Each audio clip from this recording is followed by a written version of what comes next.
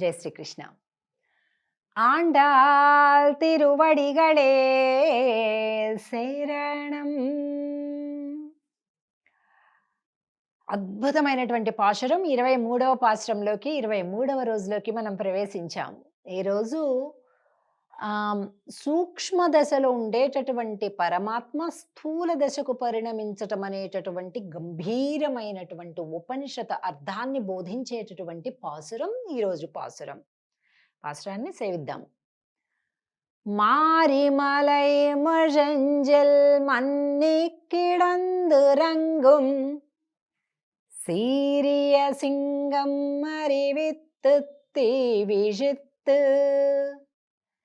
வேரிமயிர பொங்க எப்பாடும் பேருந்து தரி மூரி நிமிர்ந்து முழங்கி புறப்பட்டு போதருமா போலே நீ பூவை பூவண்ணா உன் கோயில் நின்று இங்கனே போந்தருளி கோப்புடைய சீரிய சிங்காசனத்திருந்து யாம் வந்த காரியம் ஆராயந்து அருள் ఏలోరెంబావాయ్.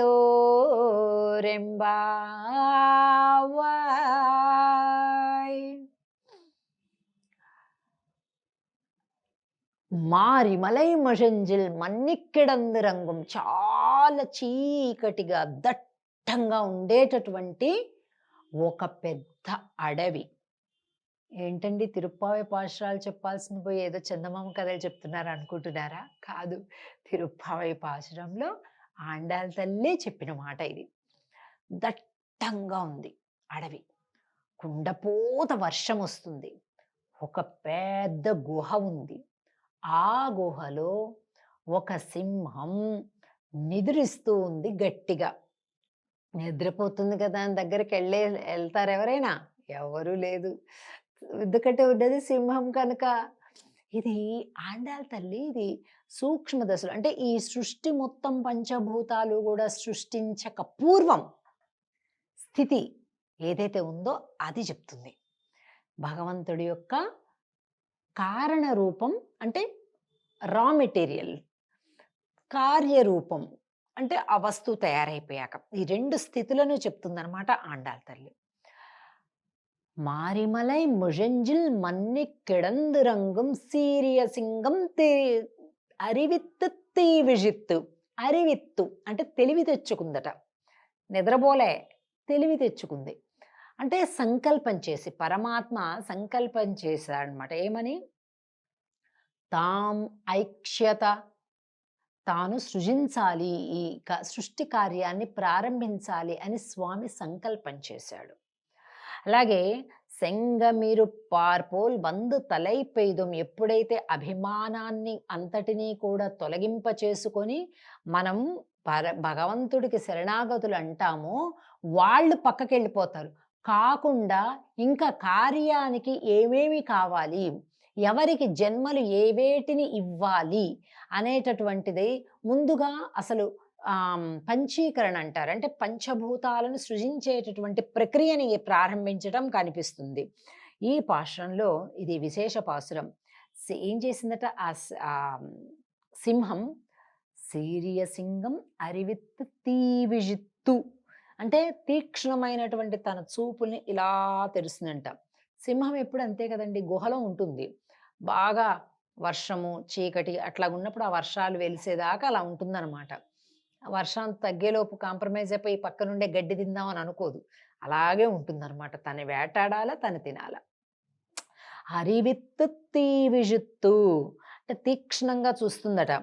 అలాగే వేరి మైర పొంగ వెప్పాడం పేరిందుదరి మూరి నిమరింద ముజంగి పొరపట్టు.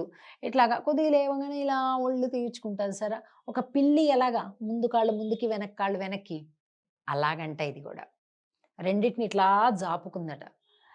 వేరి మైర పొంగ ఎప్పాడం పేరిందుదరి ఇలాగ దులుపుకుందంట. మూరి నిమరిందు ముజంగి పురపట్టు పోదరు మా పోలే.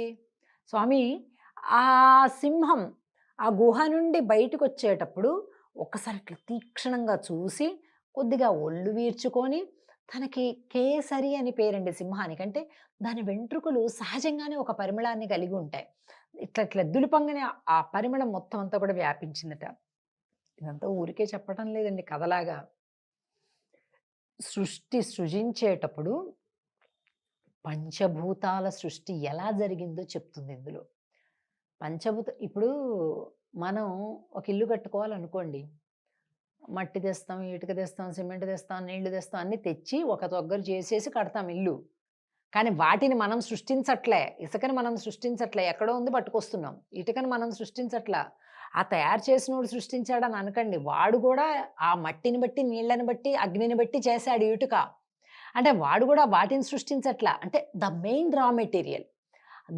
వాటిని సృజించేటప్పుడు ప్రక్రియని చెప్తుంది ఆండాళ్ ఈ పాసురంలో స్వామి. ఆ సింహం ఎలాగైతే గజసింహ గతి వీరో శార్దూల వృషభోపమో అంటారు. భగవంతుడు ఒకసారి ఏనుగులాగా నడుస్తాడు, ఒకసారి సింహంలాగా నడుస్తాడు, ఒకసారి వృషభంలాగా నడుస్తాడు, ఒకసారి సర్పంలాగా నడుస్తాడంట. అబ్బాయి ఎన్ని నడకలో స్వామివారివి! ఆ పెద్ద పెద్ద ఆలయాలలో ఆ సేవలు చూడాలి, 2 కళ్ళు చాలవండి.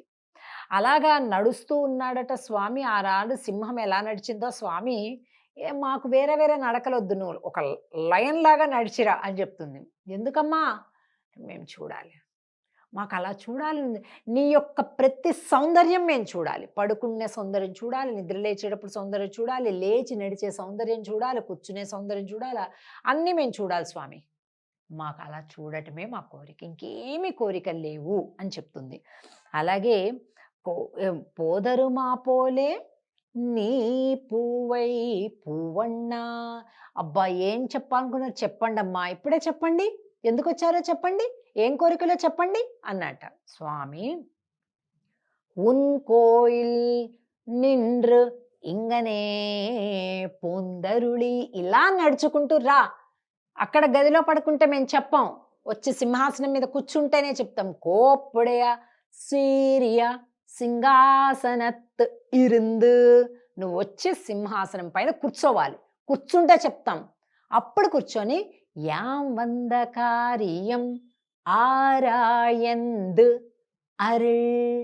నువ్వెందుకు వచ్చావమ్మా, నువ్వెందుకు వచ్చావమ్మా, ఏంటమ్మా అని నువ్వు అడగాలి.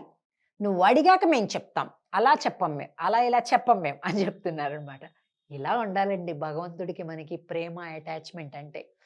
ఆండాళ్ తల్లి ఇలా చూపిస్తుంది తోవ, మనం కూడా ఆ మార్గంలో నడుద్దాం. జై శ్రీకృష్ణ. ఆండాళ్ తిరువడిగళే శరణం.